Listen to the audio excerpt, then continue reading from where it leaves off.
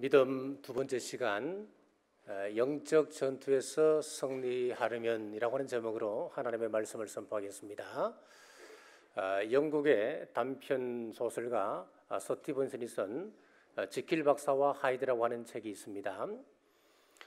지킬이라고 하는 그 의학 박사가 있습니다. 이 사람은 고아의 아버지요 과부의 보호자며 자비의 아버지라고 별명이 붙을 만큼 존경과 사랑을 한 몸에 받는 사람이었습니다.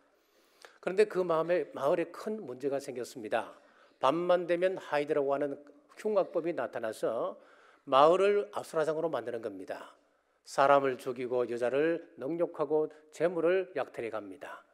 자, 그러던 어느 날 보안관의 총소리가 요란스럽게 울리고 하이든이 잡혔다고 하는 겁니다. 그래서 사람들이 이제 쭉 모였습니다. 그래서 모여든 사람들 앞에서 이 하이드의 가면이 벗겨지는데 아연실색하고 말았습니다. 그는 바로 그토록 존경했던 지킬 박사였습니다. 자, 이 소설은 인간의 두 모습을 신랄하게 우리에게 보여주고 있습니다. 우리는 선하고 바르게 살고 싶은 마음이 있는가 하면 한편으로는 남을 짓밟고 올라서려고 하는 강포가 있고 또 자기만을 높이려고 하는 이기가 자리 잡고 있습니다. 존경 뒤에는 갈등이 비웃고 있습니다. 착함 뒤에는 엄룡함이 뿌리박혀 있습니다. 겸손 뒤에는 가식이 노려보고 있고 사랑과 자비 뒤에는 교만과 건방짐이 숨어 있습니다. 자, 이런 우리가 영적 전투에서 승리하려면 어떻게 해야 할까요? 영적 전투에서 승리하려면 첫 번째, 내 속의 선과 악의 싸움을 인정하셔야 됩니다. 로마서 7장 21절 말씀입니다. 제가 받들겠습니다. 그러므로 내가 한 법을 깨달았노니 곧 선을 행하기 원하는 나에게 악이 함께 있는 것이로다. 우리가 구원을 받았습니다. 영생을 얻었습니다. 아직도 우리 속에 왜 육의 문제가, 육의 갈등이 그대로 존재할까요? 우리가 영의 사람이라면 최소한 이런 문제는 해결되어져 있어야 되는 것 아니겠습니까? 예수님을 믿었으면 이런 것들 없어져야 되는 것 아니겠습니까? 예수님을 믿으면 죄도 안 짓고 욕심도 사라지고 갈등도 사라져야 그게 정상적인 것 같은데요. 왜 믿음 좋은 사람들도 신앙생활에 낙심이 있고 성령 충만을 경험했던 사람들도 왜 신앙이 흔들립니까? 죽었다 살아난 사람도 별 변화된 모습을 보이지를 못합니다. 엘리야를 보십시오. 하늘에 불을 불러서 850명 이방 선지자와 전투에서 멋지게 승리했습니다. 위대한 전투입니다. 자, 그런데 왕후 이세벨의 말 한마디에 그 엘리야가 낙심에 빠져버립니다. 로뎀나무 아래에서 하나님 이르시려면 차라리 저를 죽여주십시오. 그가 넋두리 하지 않습니까? 목숨을 걸고 타락한 천주교회와 싸움을 선했던 마틴 루터, 그가 어느 날 실망과 무력감에 빠져 있었습니다. 그때 그의 아내가 상복을 입고 그 앞에서 울고 있습니다. 아니 여보, 누가 죽었어? 예, 하나님이 죽었습니다. 아니 하나님이 죽다니. 그때 그의 부인이 이렇게 이야기했습니다. 하나님이 죽지 않았다면 목숨을 걸고 종교개혁을 선언했던 당신이 이렇게 무력하게 절망감 속에 빠져 있을 수는 없지요. 바로 이것이 우리들의 모습이라고 하는 겁니다. 사도 바울쯤 되면은 갈등이 없을 것 같은데 로마서 7장에 보니까 처절한 내면적 갈등을 쏟아내고 있습니다. 내 속에 두 내가 싸우고 있다. 하나는 죄를 지으려고 하는 육의 생각이요, 또 하나는 선을 행하고자 하는 성령의 생각이다. 그런데 악이 내 속에서 이기고 있다. 그러면서 로마서 7장 24절에 오호라 나는 공고한 사람이로다. 누가 사망의 몸에서 나를 건져내랴. 자, 여기서 이 사도 바울이 갈등하며 그 하나님 앞에서 토로한 내용인데 사망의 몸이라고 하는 것이 뭘까요? 여기서 죽은 시체를 이야기합니다. 자, 고대 시대에는 여러 가지 잔인한 사형법이 있었습니다. 그 가운데 가장 잔인한 것이 무엇이냐면은 사형수를 묶어놓고 그 사형수에다가 죽은 사람의 시체를 함께 묶어두는 겁니다. 그러면 시체가 부패하고 썩어가면서 그 속에서 벌레가 기어나와서 벌레가 산 사람의 살을 깔아먹게 하는 겁니다. 얼마나 끔찍합니까? 이것을 떨쳐버리고 싶은데 꽁꽁 묶여있기 때문에 떨쳐버릴 수가 없는 겁니다. 나는 악으로부터 자유하고 싶은데, 사탄의 유혹으로부터 해방받고 싶은데, 시체에서 벌레가 나를 갉아먹듯이 나를 삼키려 달려들고 있습니다. 오호라, 나는 곤고한 사람이로다. 이 사망의 몸에서 누가 나를 건져내랴 탄식하고 있습니다. 자, 이때 우리는 정죄의식과 패배의식 속에 빠집니다. 나는 아무래도 희망이 없어. 나는 하나님으로부터 버림받은 것 같아. 악을 이길 수가 없어. 영적인 자포자기, 절망감과 패기함 속에 휩싸입니다. 왜 이런 갈등과 싸움이 계속되는 것일까요? 그것은 우리가 살아있기 때문에 그렇습니다. 지금도 우리 몸속에는 좋은 균과 나쁜 균이 있습니다. 좋은 균이 이기게 되면, 나쁜 균을 이기게 되면 우리 몸은 건강을 유지할 수가 있지만은, 나쁜 균이 좋은 균을 이기게 되면 우리는 각종 질병에 사로잡히게 되는 겁니다. 자, 언제까지 싸웁니까? 내 생명이 붙어있는 한 우리 몸속에서 끊임없이 싸울 것입니다. 가슴에 무거운 돌을 올려놨을 때 무겁다고 느끼게 되면 그 사람은 살아있는 사람입니다. 하지만 아무리 무거운 것을 올려놓아도 아무런 느낌이 없다고 하면 그 사람은 죽은 사람입니다. 그렇습니다. 불신자는 기도하지 않아도 갈등이 없습니다. 불신자는 선을 행하지 않아도 고민이 없습니다. 불신자는 말씀에 순종하지 아니하도 아픔이 없습니다. 오히려 죄 지은 것을 자랑합니다. 선을 핍박합니다. 그들에겐 생명의 법 대신 사망의 법, 죽음의 법이, 그리고 사탄의 원리가 존재하기 때문에 그렇습니다. 자, 그러나 우리는 선을 행하고 싶지만 악이 나타나고 무력감과 절망감에 탄생하는 내 모습을 우리가 본다고 하는 것은 하나님의 말씀에 비침하기 때문에 그렇습니다. 내 속에 선과 악이 싸운다고 하는 이 사실을 인정하는 것, 이것이 바로 첫 번째 영적 싸움에서 이기는 비결임을 믿으시길 주의 이름으로 축복합니다. 영적 전투에서 승리하는 비결 두 번째는 내 노력, 내 의지, 내 방법으로 승리할 수 없는 싸움임을 인정하셔야 됩니다. 로마서 8장 1절 우리 같이 한번 읽어보겠습니다. 의미를 생각하면서 천천히 한번 읽겠습니다. 그러므로 이제 그리스도 예수 안에 있는 자에게는 결코 정죄함이 없나니. 아멘. 분명히 내 문제인데 내가 할 수 있는 일이 아무것도 없습니다. 이것 생각하면은 비참합니다. 돌을 닦으면 될까요? 굴 속에 들어가서 몇십 년 동안 면벽하면서 수양하면 될까요? 예수님처럼 40일 동안 금식기도 하면 해결이 될까요? 안 됩니다, 여러분. 노력하면 노력할수록 깊은 수렁에 빠집니다. 이 얼마나 안타까운 일입니까? 자, 세상 사람들에게 당신은 죄인입니다, 어쩔 수 없는 죄인입니다 라고 하면 세상 사람들은 이상한 반응을 보입니다. 먼저는 죄인이 아닌 것처럼 위장을 합니다. 선행을 베풀기도 합니다. 수양을 합니다. 때로는 자신의 육체를 학대하는 고행을 하거나 아니면은 금욕주의자가 되기도 합니다. 자, 그러면은 경건의 모양은 가질 수는 있습니다. 하지만 이런 사람들일수록 비판적일 수가 많습니다. 엄격합니다. 다른 사람을 용서하지 못합니다. 위선자가 됩니다. 무서운 율법주의자가 됩니다. 더 무서운 것은 우리 예수님의 보혈을 무효화하려고 하는 자기의가 강한 사람들이 나타나기 시작하는 겁니다. 자, 또 죄 이야기를 하게 되면은 몹시 듣기 싫어하는 사람들의 그런 그룹이 있습니다. 교회 안에서도 죄 이야기하면은 귀를 닫아버립니다. 그래서 우리가 세상 속에서 힘들고 어렵게 살아왔는데 교회에 와서조차도 그렇게 무거운 이야기를 들어야 되겠냐? 죄 이야기보다는 인간의 가능성을 이야기해주면 좋겠다고 그렇게 이야기하는 사람들이 있습니다. 인간의 성공을 이야기하고 긍정을 말하고 가능성을 말하면 좋은 설교다 그렇게 이야기합니다. 지금 이 세상은 카톨릭이라고 하는 거대한 음녀가 우리의 신앙을 흔들고 있습니다. 성경을 변개하고 있습니다.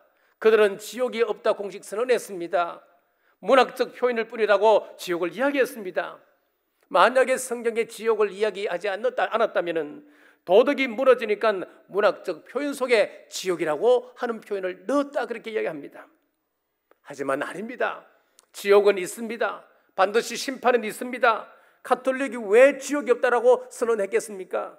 천국에 대한 불안감, 지옥에 대한 불안 때문에 그렇습니다. 내세에 대한 확신이 없고 천국에 대한 소망이 없기 때문에 그렇습니다.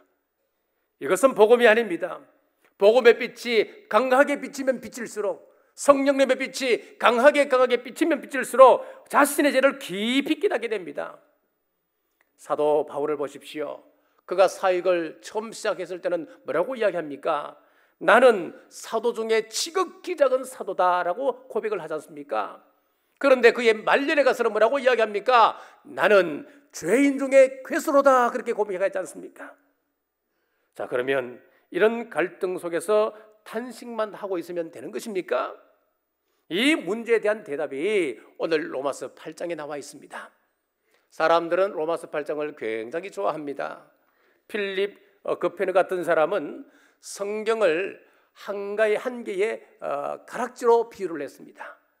가락지가 있는데 가락지 가운데 가장 중요한 부분이 뭡니까? 보석 아니겠습니까? 그 보석 부분이 로마서고 보석에 가장 초점되는 분이 어디냐? 바로 로마서 8장이다라고 이야기를 했습니다.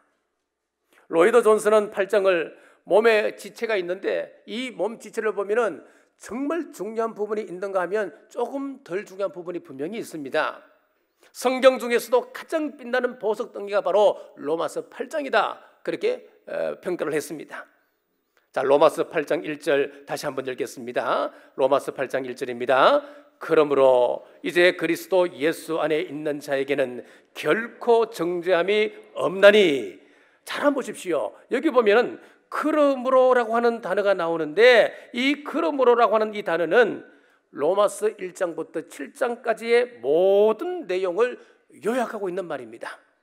자, 그러면은 1장부터 7장까지의 내용은 어떤 내용입니까?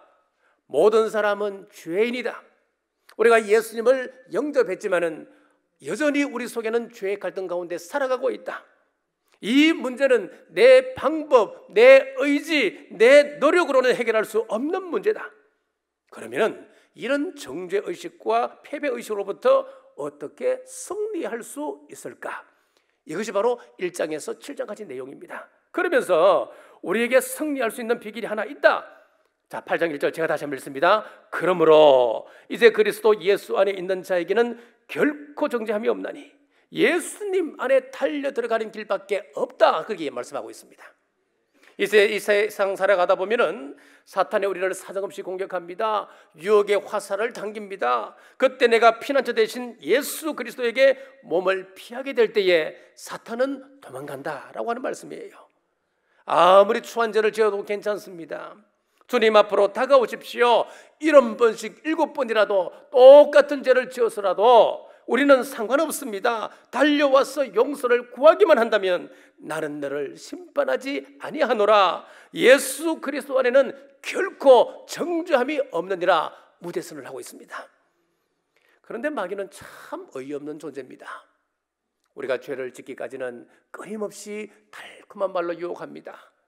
세상엔 달콤한 일이 많단다. 세상에 사람 가운데 죄 짓지 않고 사는 사람이 누가 있어? 야, 그거는 죄도 아니야. 타협하고 사는 게 인생이야. 혼자서 너무 순결한 척 한다고 누가 알아주냐? 그런데 죄를 짓고 나면 순간 돌변해버립니다. 어떻게 하는지 아십니까? 패배의식과 정죄의식을 심습니다. 야, 큰일 났다. 너 하나님으로부터 버림받을 거야. 네가 그런 죄를 짓다니. 그러고도 하나님의 용서를 구해? 야, 그거 몇 번이나 지었어. 똑같은 죄 오늘 또 지었네. 무슨 염치로 또 하나님께 나가 잘못했다고 용서를 빌 수 있어? 너는 구제불능이야. 안 되는 거야. 하나님이라도 그것은 하실 수가 없어. 이것은 마귀의 수작입니다. 작전입니다. 죄의 두려움에 시달리는 분이 계십니까? 우리 예수님 안으로 들어오십시오. 그분의 놀라운 선을 들어보십시오. 그리스도 예수 안에 있는 자에게는 결코 정죄함이 없나니. 할렐루야. 이 말씀을 꼭 가슴에 여러분 품으시기를 주 이름으로 축복합니다. 아버지 곁을 떠났던 탕자가 철저하게 망가졌습니다. 그가 돼지가 먹는 쥐염 열매를 먹으면서 그가 생각하기를 아버지 집에는 용서가 있었지. 아버지 집에는 사랑이 있었지. 내 이 모습으로 돌아간다면 아버지께서 과연 나를 받아주실까? 받아주신다고 하는 확신이 생겼습니다. 아버지 품으로 들어왔습니다. 사랑하는 여러분, 내 의지로는, 내 노력으로는 이길 수 없는 싸움, 내 노력으로 이길 수 있는 싸움이 아닙니다. 우리 예수님 안으로 들어오시길 주님의 이름으로 축복합니다. 영적 전투에서 승리하려면 세 번째, 무주의 선언을 믿어야 합니다. 2절 말씀 같이 읽겠습니다. 2절입니다. 이는 그리스도 예수 안에 있는 생명의 성령의 법이 죄와 사망의 법에서 너를 해방하였음이라. 아멘. 자, 예수님께서 나에게 너는 죄가 없다 선언하시는데 누가 나를 죄 있다고 이야기하겠습니까?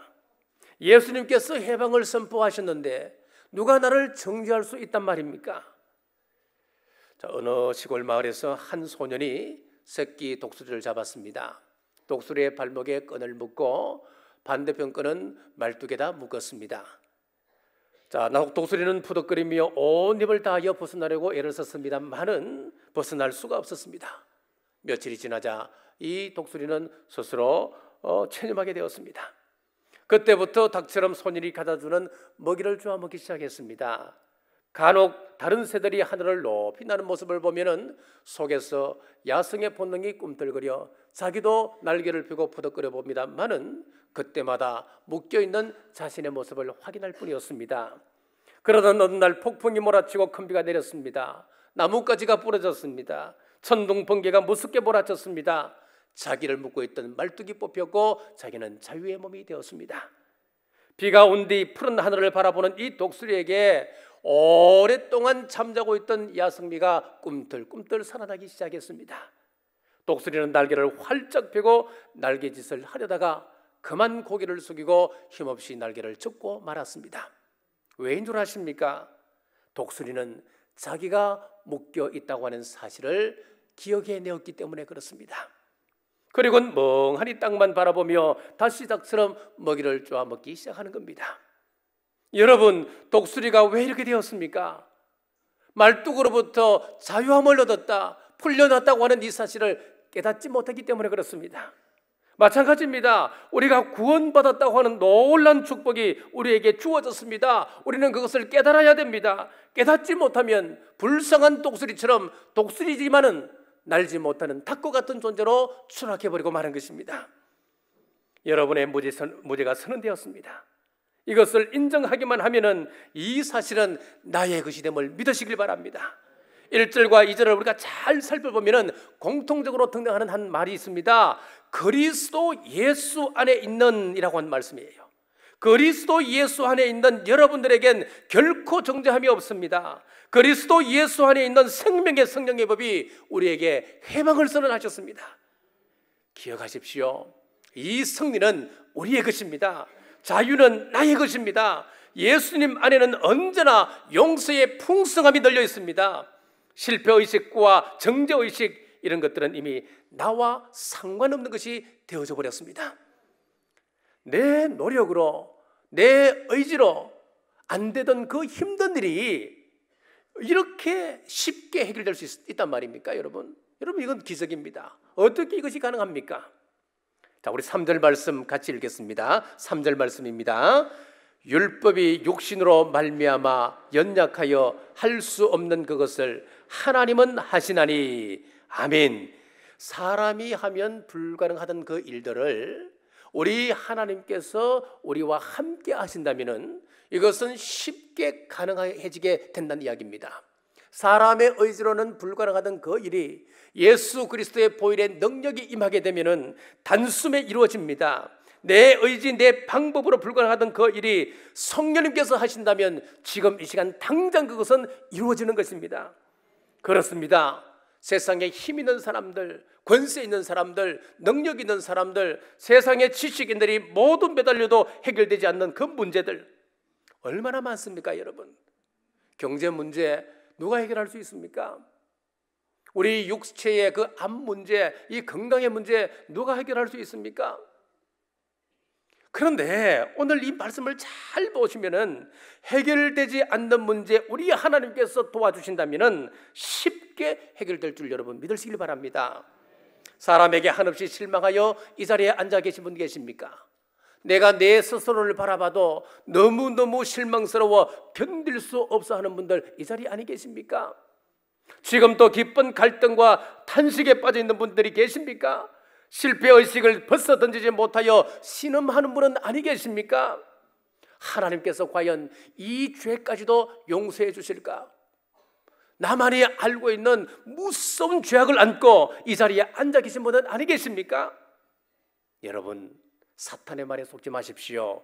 예수 그리스도 안으로 피하십시오. 성령님의 음성에 귀 기울이십시오. 이미 무죄는 선언되었습니다.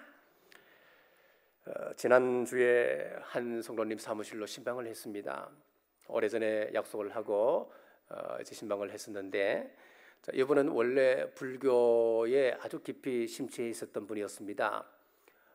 절을 다녀도 보통 열심히 다닌 분이 아니었습니다.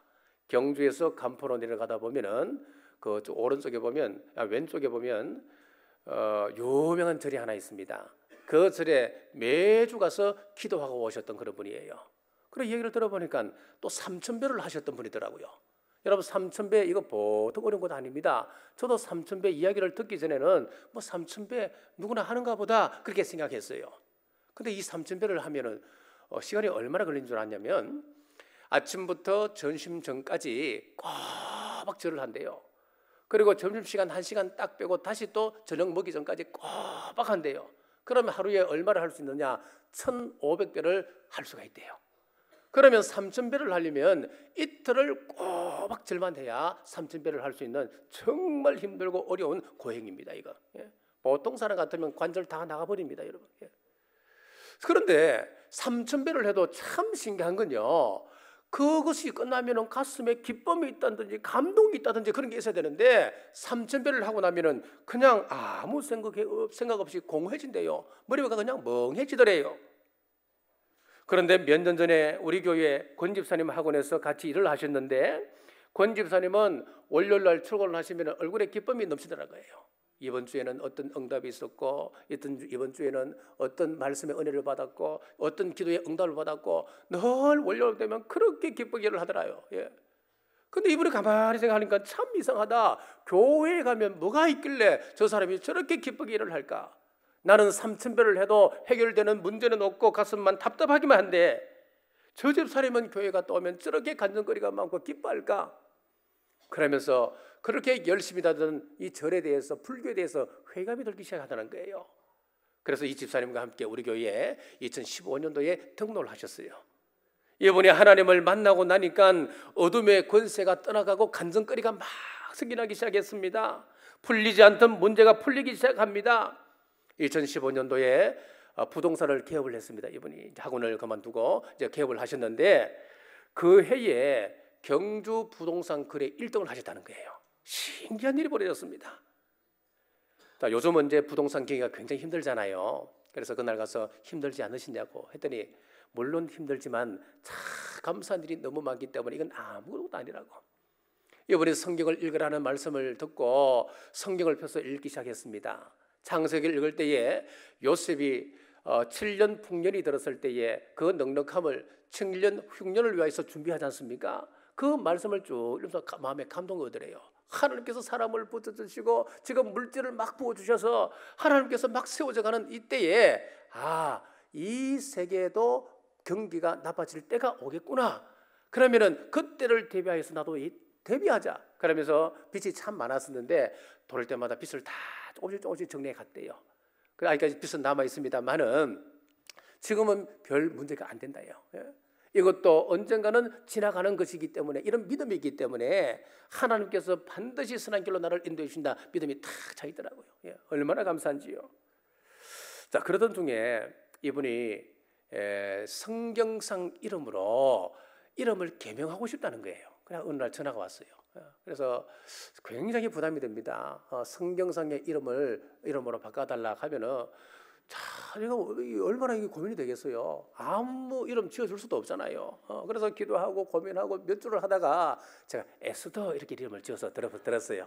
근데 그날 가서 얘기를 듣는데 지금까지는 자기를 위해서 기도밖에 안 했대요. 자녀를 위해서 기도하고 이 사업을 위해서 자기를 위해서만 기도했는데, 자, 이 이름을 받기 전에 이야기예요. 어느 날 에스더서를 쭉 읽어가는데 에스더라고 한 여인이 있어서 이 여인이 자기 민족의 풍전등화 같은 그런 어려움 가운데 빠졌을 때에 금식하며 나라를 위하여 기도하고 있었다. 그래서 나라를 구원했다.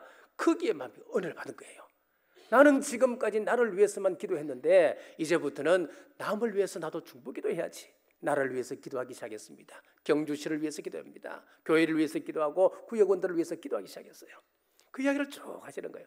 그렇게 몇 달을 기도하고 있는 중에 에스더라고 하는 이름을 자기가 개명받았다는 거예요. 너무너무 감사하고 감사가 넘쳐서 당장 동사무소에 가서 호적을 바꾸고 제가 그날 가니까 새로 나온 주민등록증을 다 보여주시면서 자, 이런 새신자들 이런 분들이 말씀 안에서 세워져가는 그 모습을 보면은 이 기쁨이 배가 되는 거예요. 오랫동안 우상 숭배로 인해서 더럽혀진 영혼, 이 모습일지라도 내가 하나님께 나가면 하나님께서 과연 받아주실까?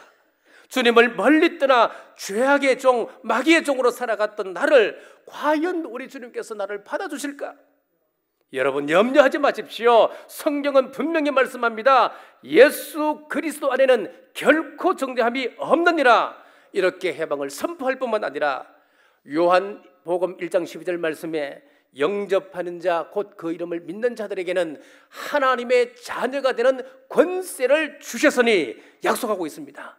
내가 생각하지도 못했던 것 하나님께서는 덤으로 풍성함으로 채워주신다고 하는 이 사실을 믿으시길 주의 이름으로 축복합니다.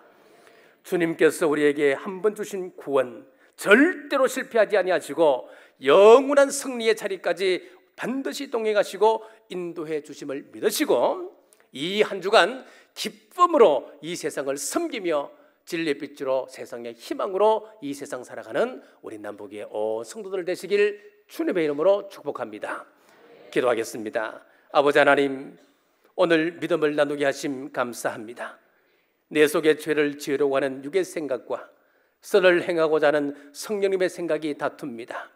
나는 악으로부터 자유하고 싶은데 벌레가 나를 깔아먹듯이 나를 삼키려 덤벼들고 있습니다. 오호라, 나는 공고한 사람이로다. 누가 이 사망의 몸에서 나를 건져내랴 탄식하고 있지는 않습니까?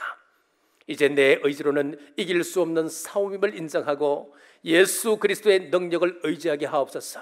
성령님은 우리의 연약함을 도우십니다. 우리 주님 함께 하시면 모든 불가능은 가능해집니다.